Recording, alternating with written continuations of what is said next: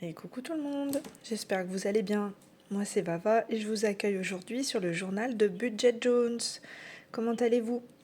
Aujourd'hui nous sommes samedi 22 mars et on se retrouve aujourd'hui pour faire le bilan prévisionnel du mois d'avril. Voilà, donc qui dit budget prévisionnel dit petite présentation. Donc moi c'est Vava, j'ai 40 ans. Je suis psychologue psychothérapeute, un temps en salariat et un temps libéral. Donc vous verrez plusieurs sources de revenus. Je suis à temps partiel, voilà, mais lycée sur l'année, je dois être à 90% je pense de quantité de temps de travail. Je suis paxée, mon conjoint est informaticien à 80% et à la maison, en full télétravail. On a 2 petites filles de bientôt 7 et bientôt 9 ans qui sont en école privée. On a un chien et 3 poules. Nous sommes propriétaires de notre maison pour laquelle nous remboursons un crédit et on aura terminé de le payer dans 8 ans à peu près.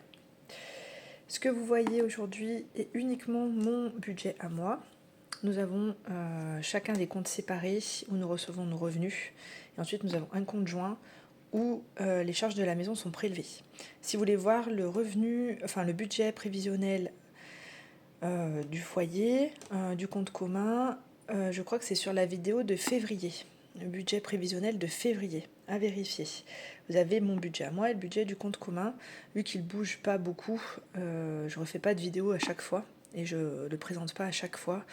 Là, simplement, ce qui a changé, c'est qu'on était à 139 € d'EDF par mois et ils nous ont baissé à 123. Et donc ça a changé. Et Netflix, j'étais à 13,49 € et je vais le basculer au forfait le moins cher. Voilà, mais ça fait des petites variations, voilà, des variations non négligeables, mais c'est des petites variations qui ne nécessitent pas une vidéo systématique. Donc ce que vous voyez, c'est uniquement mon budget à moi. Voilà, donc on est parti. Je sais pas ce que vous en pensez, mais d'abord un petit café. On rentre de l'escalade et ensuite on a été manger au McDonald's. On est rentré il y a une vingtaine de minutes à peu près. Donc tout le monde est parti à la sieste. Et moi je vous fais la vidéo et ensuite je pars aussi à la sieste. C'est parti. Alors, budget prévisionnel d'avril. Alors on est là. J'avance. Est-ce que c'est mieux? Non, je vais pas. Pour ça, je peux reculer, je pense. Hop. Donc, on part sur 4 semaines et demie. La prochaine paye arrive le 28 avril. Donc, on part sur 4 semaines et demie. Il n'y a pas grand-chose. Donc, on va à Decathlon le 5 pour acheter des maillots de bain pour les filles, lunettes de piscine, chaussures, baskets demi-saison, parce que là dans les baskets d'hiver et il y a sur certains jours elles sont trop épaisses. Après moi je vais à l'esthéticienne donc le 11 et le 24 et j'y vais jeudi prochain. Ça sera encore jeudi de la semaine prochaine, ouais, le 20, on est combien, le 27, ça sera je vais le basculer sur ce budget là, donc j'irai 3 fois au final. Parce que la paye arrive le 27. Ouais, c'est ça, le 27 mars. Donc ça part sur le nouveau budget. Aujourd'hui, je vous fais le budget prévisionnel d'avril. Samedi prochain, je vous clôture le budget du mois de mars. Et ensuite, pendant 2 semaines, on ne se voit pas. On se reverra le 12 avril pour faire le bilan des 2 premières semaines. Le 19 avril pour faire le budget prévisionnel du mois de mai. Et le 26 ou 27 avril, on clôturera le mois d'avril. Puisque après la paye arrivant là le 28... voilà, j'en aurais pas besoin sur le dimanche, quoi. Donc je clôturerai le 27. Voilà. Alors c'est parti. Qu'est-ce que j'ai marqué? J'ai marqué qu'il faut faire attention puisqu'il y a des vacances scolaires. Nous, ça commence le 19, le 18 au soir. Donc il faut que je prévoie un budget vacances pour faire des activités, en sachant que moi je suis en vacances avec les filles le 25 au soir. Donc elles ont une semaine où elles vont au centre aéré. D'ailleurs là, elles vont au centre aéré. Aillage est réservé, centre aéré, hop. Donc il faudra que je budgétise. Ça sera payé au mois de mai. Voilà, j'ai marqué qu'il y a Pâques. Donc ça doit être le 21. 20-21. Faut que j'achète des pipettes pour le chien. Je sais pas combien ça coûte, les pipettes anti-tic, anti-puce, anti-blabla. Et j'ai ma dette de Noroto de 12 euros. Pour l'instant, c'est tout ce que j'ai marqué. Alors, en salaire, ça bouge pas beaucoup. Hein. Le premier, 615.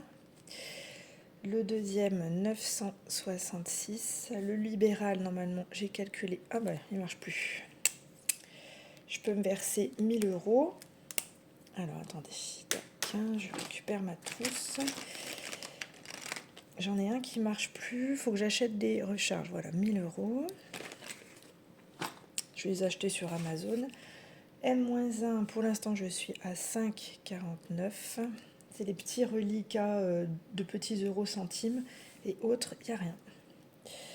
Donc, ce qui nous fait 615, 966 000 et 5,49 €. Ça nous fait un budget prévisionnel de 2586,49 €.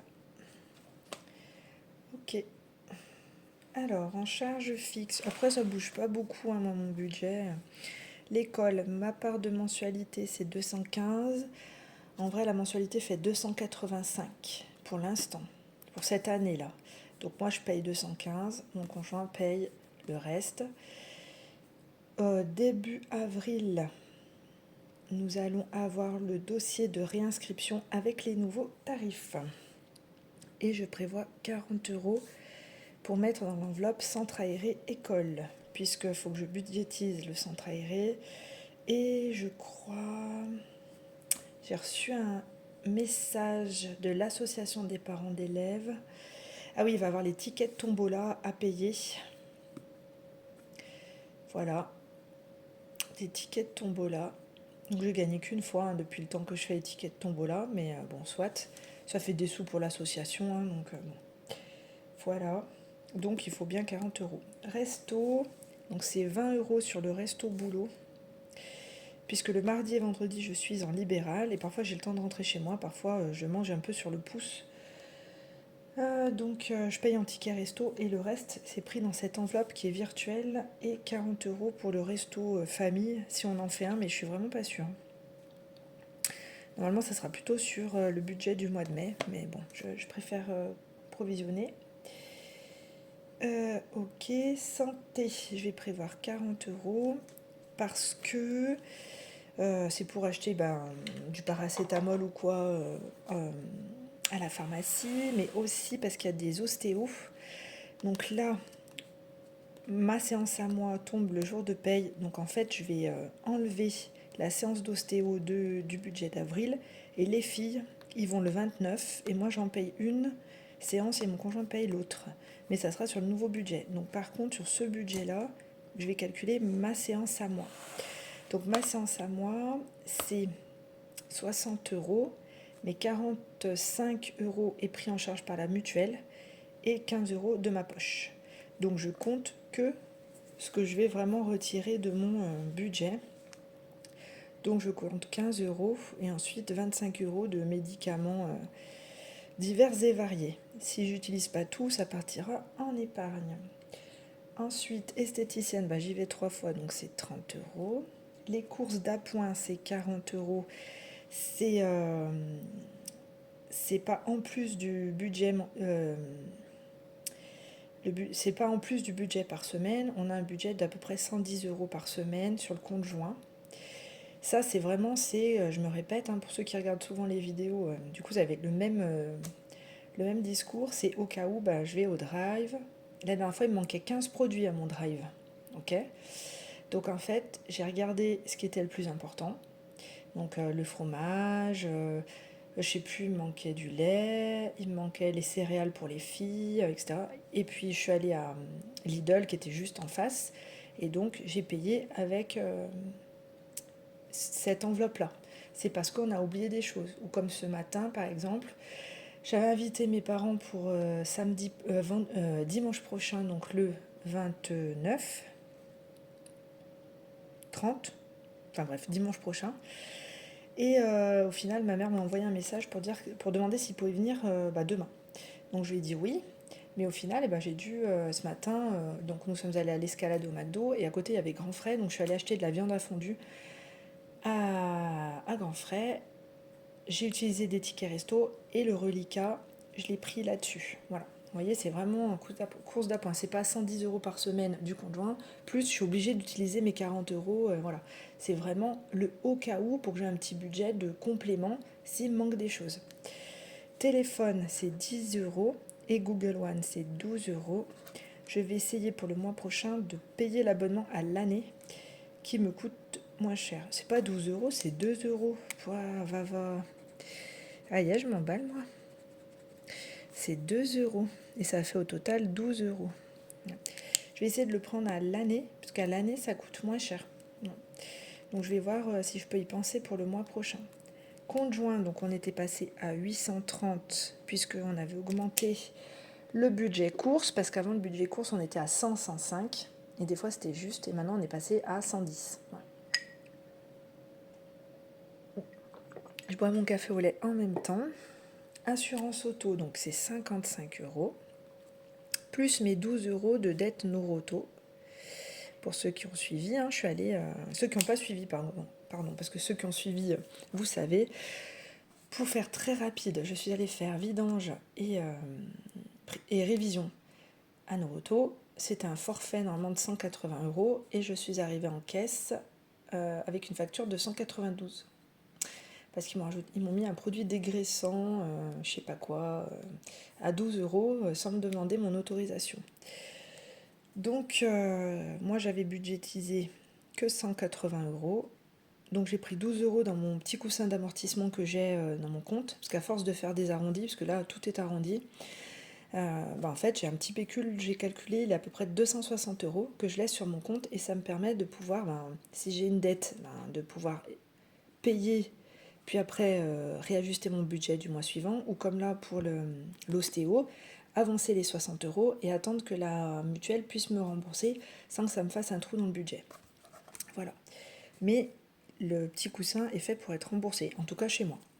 Loisirs, j'ai prévu 40 €, puisque normalement j'ai juste la piscine, l'escalade, ou la piscine ou l'escalade à payer. Et après le reste, on doit aller retourner à la piscine, mais ça sera sur le nouveau budget. Carburant péage, donc je suis à 50 € par semaine. Donc là, si on part sur 4 semaines, ça fait 200, plus le petit reliquat de la demi-semaine, je vais rajouter 20 €. Donc je prévois 220 € et nous n'avons pas de péage puisque nous restons normalement chez nous et nous recevons plutôt les gens. Imprévu, c'est 50 €. Il y a déjà 40 € qui vont partir pour les cartouches d'imprimante et je prévois 10 € pour aller à Action puisque j'ai des petites choses à acheter. Et hygiène, beauté, normalement j'ai rien à acheter, mais je prévois quand même 40 € au cas où j'ai oublié quelque chose. Donc 215, je vais calculer le montant de ces enveloppes-là. Donc tout est en virtuel chez moi, quasiment tout. En tout cas, toutes celles-ci, elles sont en virtuel.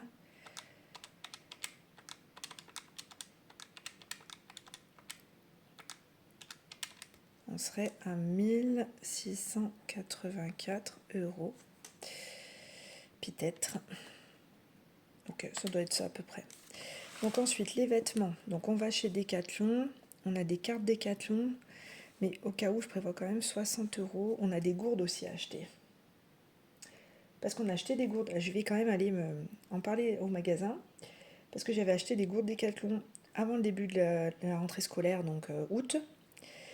Et là, nous sommes en mars et les gourdes fuient. Ouais, donc c'est un peu dommage pour des gourdes.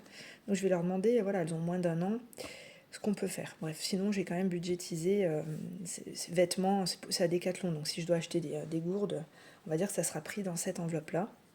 Plus nos cartes Decathlon. Les cartes Décathlon, c'est les cartes que mon conjoint a eues avec son boulot. Anniversaire Noël, donc s'il y a des anniversaires de copains-copines, c'est 30 €.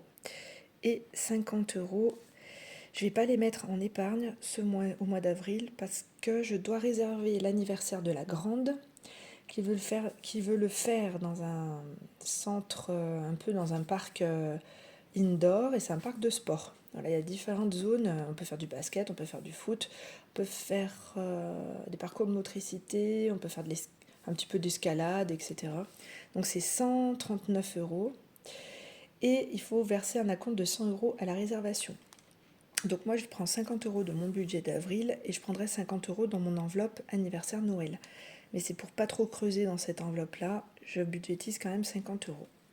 Achat maison, j'ai prévu 70 €, puisque sur les vacances d'avril, je vais enfin finir mes toilettes. Parce que nous avons des WC suspendus et j'ai jamais fini le coffrage. Donc il faut finir le coffrage et après il faut faire toute la déco. Et ça servira aussi de provision pour m'acheter ma bibliothèque. 60 € dans l'entretien maison. La prochaine échéance, c'est au mois d'août. Je dois payer l'abonnement pour la pompe à chaleur, qui sera à peu près de 295 €. Enfin, je dis je dois payer. On va payer, hein, mais voilà. Au prorata de nos revenus, bien sûr. Voilà, c'est la prochaine échéance. Et après, de toute façon, ça, c'est une enveloppe, comme dit Mélissa Rizet, budget perpétuel, puisque je l'alimente toujours, puisqu'une fois que j'aurai fini de payer la pompe à chaleur, il va falloir que je provisionne pour l'entretien de la VMC en février 2026. Je crois que j'ai le désembouage en premier semestre 2026. Donc comme on a un chauffage au sol, tous les 5 ans, il purge tous les circuits, il nettoie les tuyaux, parce qu'à force ça fait une sorte de boue, et du coup ça chauffe moins. Voilà, on perd de la chaleur, etc. Et ça utilise plus d'énergie pour être moins efficace. Donc tous les 5 ans, on nettoie et ça coûte une blinde. Et après, c'est provisionné, c'est au cas où il y ait quelque chose. Une année, c'était l'année du baptême de la petite, on a eu tous les tuyaux bouchés. On a dû faire intervenir des plombiers spécialistes, et c'était quand même 250 €. Voilà, donc et encore, c'était pas très cher, je trouve. Enfin, 250 € pour 20 minutes d'intervention, c'est cher. Mais sachant qu'on a fait plusieurs devis, il y en a qui nous demandaient 1500 € pour venir déboucher les tuyaux. Bref, donc c'est une enveloppe que j'entretiens toujours, moi. Voilà, mon conjoint ne fait pas le système des enveloppes. Lui, il met tout en épargne, c'est tout au même endroit. Par contre, j'ai juste fait un tracker quand il met de l'argent, parce que comme il met tout sur son livret A, et par contre, il me dit, je mets 100 € pour les filles, 100 € pour le chien, 300 € pour les vacances. Donc après, moi, j'ai un tracker où je note 100 € pour les filles, 100 € pour le chien, ou les poules, et 300 € pour les vacances. Et donc, quand il va acheter des choses pour les poules ou pour le chien, hop, je déduis. Lui, il prend tout dans son livret A, et moi, je déduis tracker par tracker. Voilà. Donc, c'est pour ça que moi je provisionne comme ça. Lui, il prévoit aussi sa part, mais en fait, tout est sur le même compte. Voilà. Lunettes, c'est pour la petite, donc je prévois 20 €. Elle la change en 2026 normalement. Animaux, j'ai prévu 60, puisqu'il faut que j'achète les pipettes. Et le reste, je mets un trait en épargne. Et coiffeur, j'ai prévu 30, et normalement la petite y va, mais j'ai pas pris rendez-vous encore. Donc je sais pas quand. Voilà. Et normalement, j'ai rempli ma carte, donc j'aurai 10% de remise. Mais la petite paye 20, enfin les filles payent 20 €. Mais c'est une enveloppe que j'alimente tout le temps, puisque moi j'y vais aussi. Donc la prochaine fois que j'y vais, c'est au mois de juin. La grande, elle ira sur juillet. Et la petite, elle y va une fois dans l'année. Donc, parce qu'elle veut laisser pousser ses cheveux comme Réponse. Voilà. Les avoir aussi longs que Réponse. Donc elle les a au milieu du dos pour l'instant, donc elle est bien partie. Hein, mais donc on est à 380 €. Donc 380 € plus 1684, ce qui nous fait un budget de charge de 2064 €. Moins les 2586, il me reste 522 € à épargner. Vous voyez rien du tout. Donc les 2 €, je vais les garder en reste. Pour l'instant, 2 €. Donc ça fait 520. Hop. On est à 520. Ok. Non, si je baisse, vous allez rien voir du tout. Va, respire. Hop, hop, c'est bon.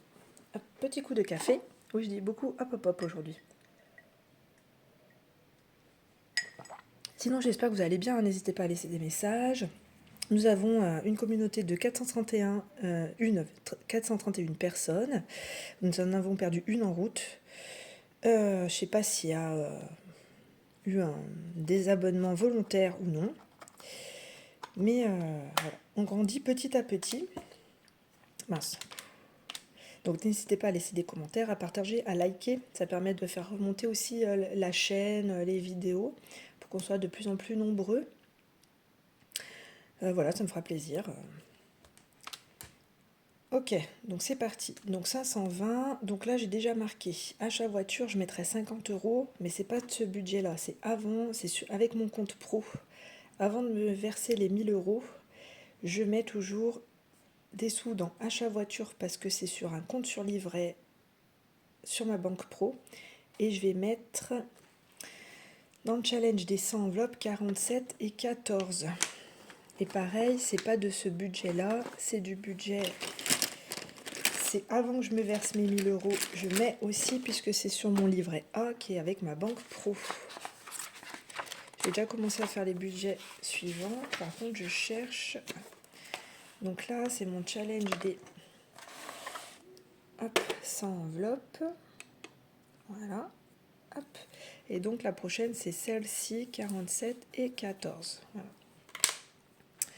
Donc c'est pour ça que j'ai budgété comme ça. Alors, on revient à nos moutons. Voilà. Je m'approche un peu. Allez, c'est parti. J'espère que vous voyez bien comme ça. De toute façon, vous n'allez pas me répondre sur le moment. Donc, j'ai mis 50 € en feutre, puisque c'est déjà... c'est un virement automatique. Ensuite, les impôts, il faut que je mette 80 sur taxes foncières et 80 sur les impôts. Ils n'écrivent pas ces stipends. Moins 80, moins 80. Parce que je suis en retard, je pense, sur ces enveloppes-là. Au mois d'avril, je crois qu'on va faire la déclaration d'impôt. Je me réajusterai, mais pour l'instant, je ne suis pas dans les clous si ma simulation est bonne. J'ai fait une simulation un peu rapide et normalement, on leur devrait 900 € en plus de ce qui a été prélevé avec le prélèvement à la source. Bien sûr, ça sera au prorata des revenus, hein, je payerai plus que mon conjoint, mais là, je suis un petit peu en retard dans ce que moi, j'ai budgétisé. Voilà, donc les 18 ans de ma filleule, c'est 40 €. Je serai arrivée à 150 € le budget que je m'étais fixé, donc c'est une enveloppe qui sera clôturée.